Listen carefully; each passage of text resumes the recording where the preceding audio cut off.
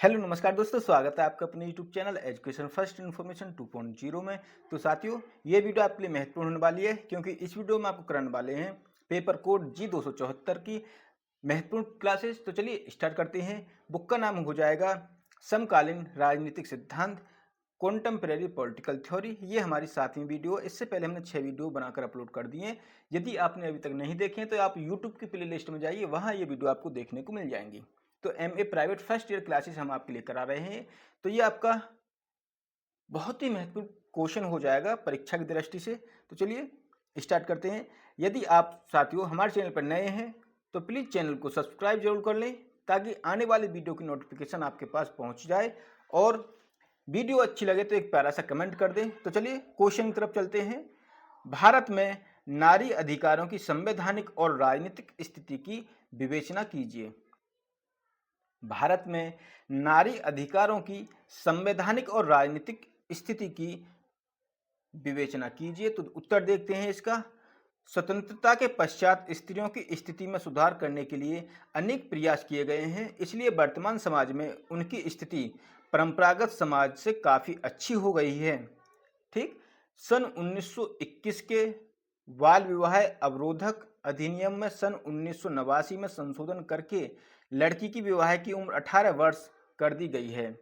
सन 1961 के दहेज निरोधक अधिनियम में हालांकि व्यवहारिक रूप से कोई लाभ नहीं हुए हैं, किंतु फिर भी प्रत्यक्ष रूप से दहेज मांगने की प्रथा कम से कम पढ़े लिखे सभ्य परिवारों में तो कम हो रही है। इसी प्रकार सन 1955 के हिंदू विवाह तथा विवाह विच्छेद अधिनियम और सन 1954 के विशेष विवाह अधिनियम ने स्त्रियों को धार्मिक व जातीय प्रतिबंधों से दूर विवाह करने की आज्ञा व आवश्यकता पड़ने पर विवाह बंधन तोड़ने की अनुमति दे दी है।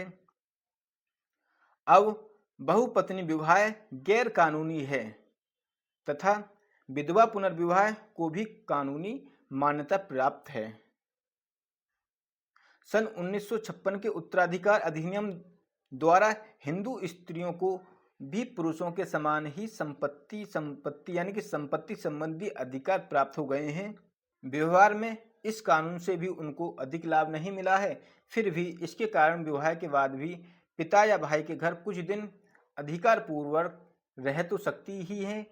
सन 1971 के गर्भपात संबंधी अधिनियम से भी उन्हें छोटा परिवार रखने एवं अविवाहित मातृत्व से छुटकारा पाकर सामान्य जीवन जीने का अवसर मिला है।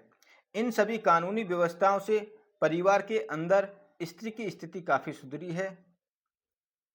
शिक्षा के हर क्षेत्र में व हर स्तर पर अब मध्यम वर्ग की यानी कि मध्यम वर्ग की भी स्त्रियां अधिक दिखाई देती हैं तथा व्यवसाय के हर क्षेत्र में वे पुरुषों के समान ही सेवारत रहकर अर्थोपार्जन कर रही हैं। राजनीतिक क्षेत्र में भी अब काफ़ी बड़ी संख्या में उनकी सहभागिता दृष्टिगोचर होती है। उनकी सामाजिक गतिविधियों में सहभागिता भी बहुत बढ़ रही है, क्योंकि अब उन्हें घर से बाहर स्वतंत्र रूप से जाने व पुरुष वर्ग से भी मिलने जुलने पर बहुत अधिक बंधनों की जकड़ नहीं है। फलतः उनमें सामाजिक चेतना, आत्मसम्मान व पुरुषों के समान ही योग्यता प्रदर्शन की इच्छा दृढ़ से दृढ़तर होती जा रही है। संयुक्त परिवार टूट रहा है तथा केंद्रीय परिवार में भी अब उनको आदर की दृष्टि से देखा जाता है।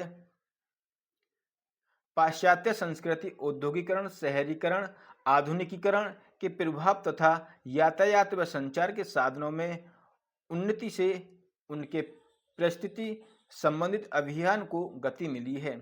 सारांश यह है कि स्वतंत्रता प्राप्ति के पश्चात भारतीय स्त्रियों की स्थिति में काफी सुधार हुआ है। आगे देखते हैं। भारतीय संविधान में महिलाओं के अधिकारों से संबंधित प्रावधान। तो अनुच्छेद 14 महिलाओं के लिए कानून के समक्ष समानता है। अनुच्छेद 15(1) में लिंग के आधार पर राज्य किसी भी नागरिक के साथ भेदभाव नहीं करेगा, अर्थात महिलाओं के साथ भेदभाव नहीं करेगा। तीसरा, अनुच्छेद 15 के 3 में राज्य बालकों एवं महिलाओं के हित में किसी भी प्रकार के विशेष उपबंध कर सकता है। चौथा, अनुच्छेद 16 में राज्य के अधीन रोजगार एवं नियुक्ति में महिलाओं को भी बिना भेदभाव के समान अवसर प्रदान किए गए हैं। अगला पॉइंट देखते हैं, पांचवा। यदि साथियों आपको वीडियो पसंद आए तो प्लीज वीडियो को लाइक कर दें। अनुच्छेद 39 के क में राज्य इस प्रकार की नीति बनाएगा जिससे पुरुष एवं महिला दोनों को ही जीवन यापन के पर्याप्त साधन प्राप्त हों। अनुच्छेद 39 के घ में पुरुषों एवं महिलाओं को समान कार्य के लिए समान वेतन दिया जाना चाहिए।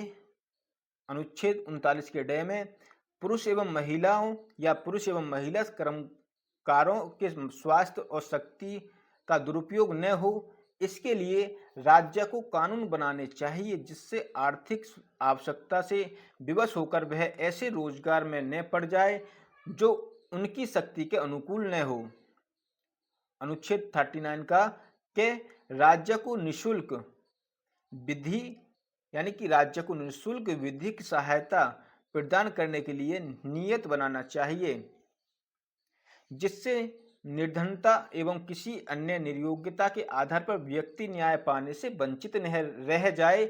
इसका तात्पर्य यह है कि महिलाओं के लिए भी इस प्रकार की व्यवस्था की जानी चाहिए।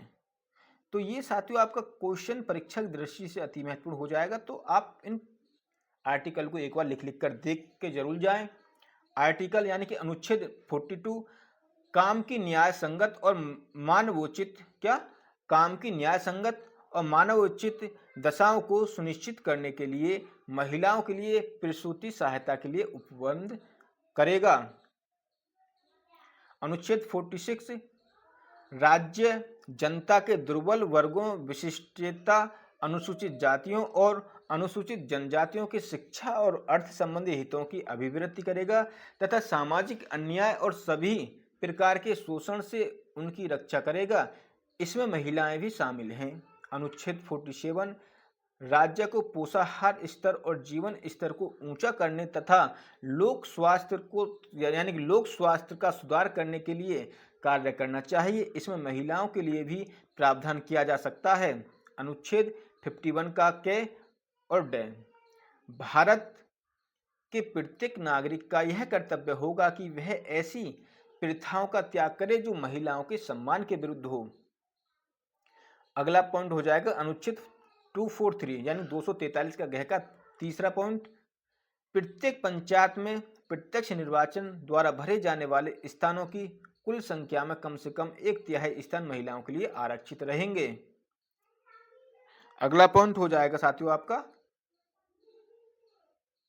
अनुच्छेद 243 का ध 4 यानी प्रत्येक स्तर पर पंचायत अध्यक्षों के पदों की कुल संख्या में कम से कम 1/3 पद महिलाओं के लिए आरक्षित होंगे।